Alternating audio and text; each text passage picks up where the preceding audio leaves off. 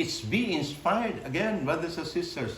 Alam mo, Sir Ems, yung ating mga episode, nakakatuwa. Akala nyo po mga kapatid, kayo lang po ang natututo. Kami rin po ni Sister Emma. Every time na meron po tayong episode, every time po yung team po natin ay dinidiscuss po namin Sister Emma. Kami rin po, after po ng episode, minsan mag-uusap kami dalawa. Wow, oo nga, no? yun ang ano natin eh. Jesus will not abandon us. That is our theme for tonight. In the midst of our life trials, brothers and sisters, tribulation, problems, a comforting and unwavering beliefs persist. God will not abandon us. Sister Ems, di ba? Ano nun? It will serve us? Parang steadfast reminder yun eh, Sister Ems. Sandalan. Sandigan. Sandalan, na pwede natin panghawakan. Amen. Yung salita ng ating Panginoon po ay hindi niya tayo pababayaan. Yun yung sinasabi ko, Brother Vic, when we join the renewal, andun na yung clinic-claim natin parati yung promises of God. Marami siyang promises sa atin na yun yung nagbibigay ng lakas sa atin to face the problems, the challenges in life. So of course, kasi God is enduring presence and support.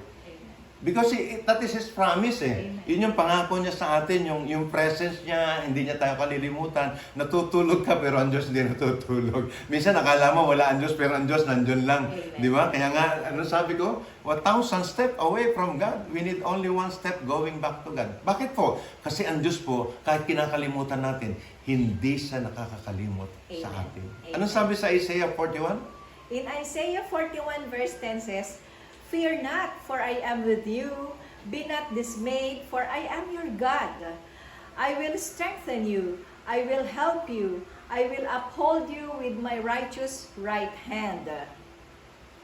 This verse encapsulates the essence of God's unwavering commitment to His people like you and me. Tayo po, during the time of uncertainty. Sorry for my spelling, no? Adversity.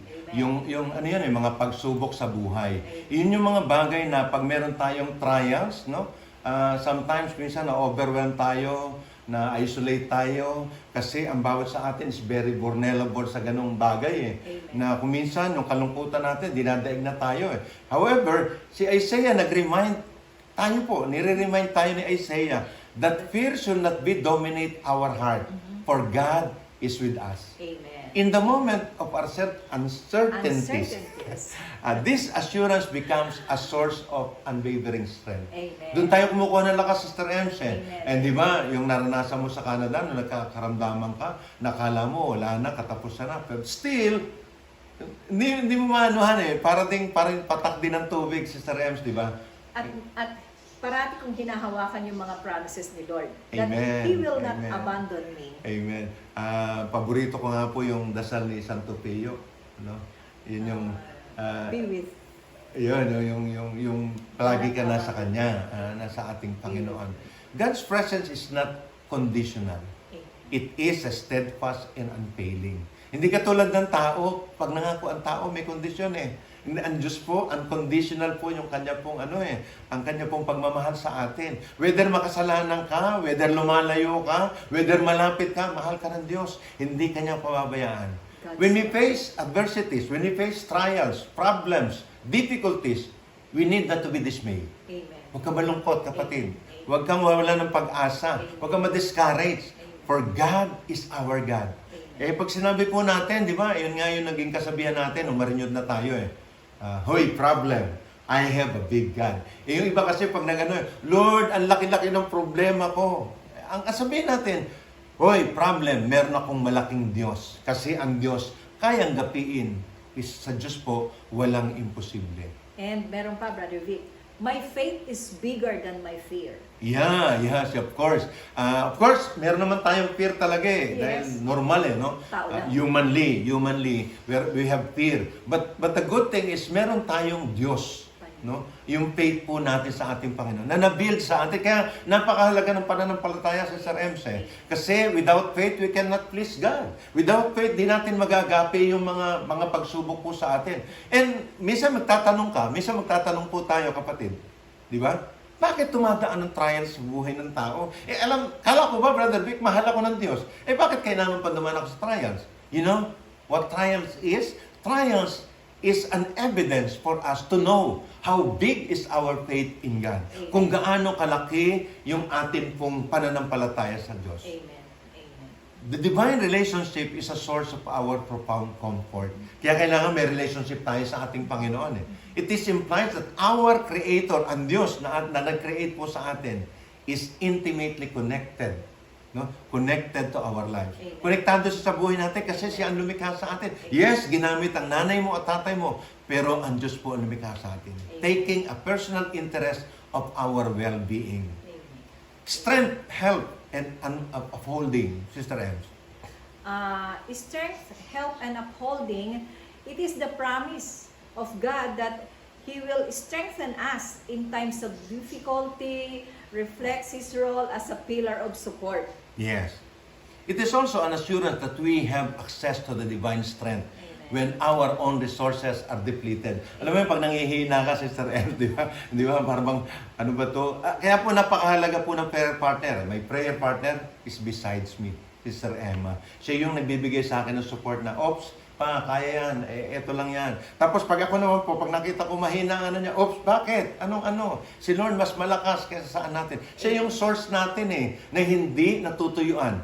Ang tubig po natutuyuan. Alam niyo po, madaling araw lang po kami nakakatubig. Pagdating po ng araw, wala po kami tubig. Pero ang Diyos, never natutuyuan. Ang refrigerator po, pag nag-stock ka ng pagkain, mauubos. Pero ang Diyos, hindi nauubos. Bakit po? Kasi sa sobrang pagmamahal po sa bawat sa atin. Amen. In the moments of our needs, we can turn to His guidance. Alam mo, igagay niya tayo The assurance that God will uphold yung hawak-hawak ka niya, no? Of His righteous right hand. No? It signifies that His protection will sustain us. Amen. Yun yung isang bagay na napakasarap Pag hawak-hawak ka ng Panginoon, ang ano natin, yung belief natin masasustain tayo Di ba? May mga pagkakataon na wala akong alam dyan, hindi ko kaya yan. Pero ang Diyos nandun.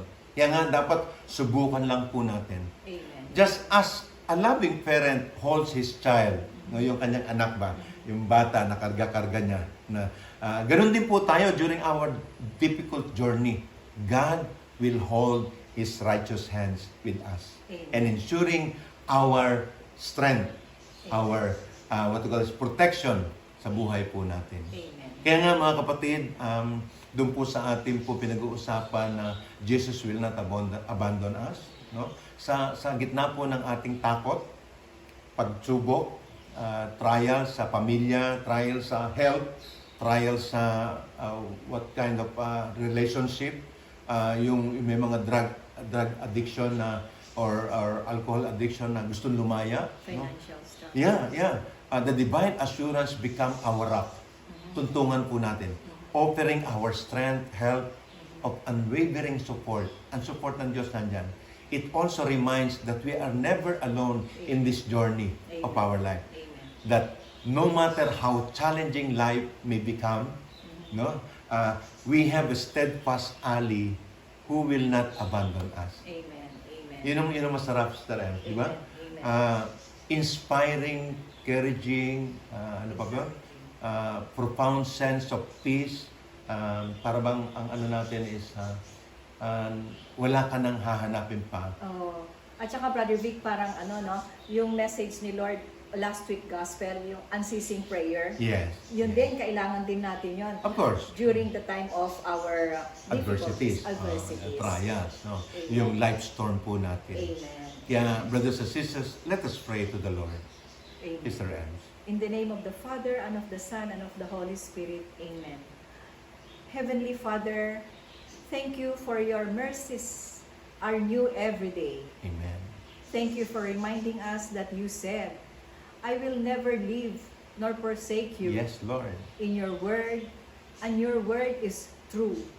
Help us to say, why not me? Today, whenever we feel like saying, why me? Help us always to remember Christ's calling and sacrifice. In Jesus' name, amen and amen. In the name of the Father, and of the Son, and of the Holy Spirit. Amen Amen.